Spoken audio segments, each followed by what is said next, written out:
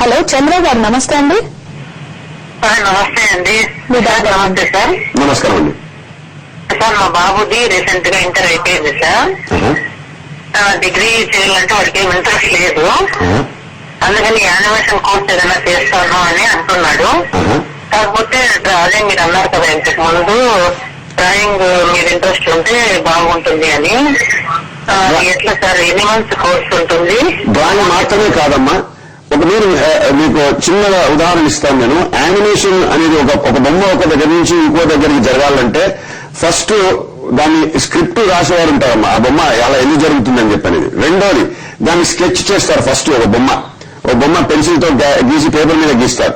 దాన్ని ఇంకో యానిమేటర్ దాన్ని 3D యానిమేషన్ గా తయారు చేస్తారు.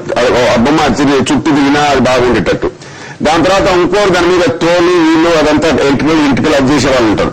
దాని తర్వాత దాన్ని నడవడం ఎలా నడవాలి, దాని మోషన్ ఎలా ఉండాలి అని చెప్పని అనుకునేది మోషన్ కూడా ఎలా ఉండాలని చెప్పని అనుకునేది కూడా అది చాలా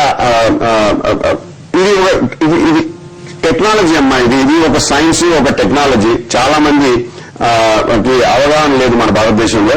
కానీ ఇది ఈ యానిమేషన్ మూవ్ అవ్వాలంటే 6 డిపార్ట్మెంట్లు పనిచేయాలి.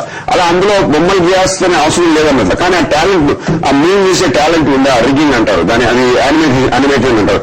అది చేయగలిగే శక్తి ఉందా అనేది నేర్చుకోవాలి. దానికి అన్ని పుల్ డౌన్ మెన్యూస్ ఉంటాయమ్మా. అంటే ఇట్లా బట్ మొత్తంగానే దాని కింద ఏం చేయాలనుకుంటున్నావు, move forward, move backward, bend, release, అవన్నీ ఇంగ్లీష్ లో కొంచెం చదువుకొని దాన్ని క్లిక్ చేస్తే అదే యానిమేషన్ మూవీ తయారైపోతుందమ్మా. సో ఇట్స్ సాఫ్ట్వేర్ ప్రోగ్రామ్ ఎలా సాఫ్ట్వేర్ ప్రోగ్రామ్ చేస్తారో అలాగే గేమింగ్ లో కూడా ఒక బొమ్మను ఎలా ఫైట్ చేయించాలనేది కూడా సాఫ్ట్వేర్ ప్రోగ్రామింగ్ జరుగుతుంది అందులో.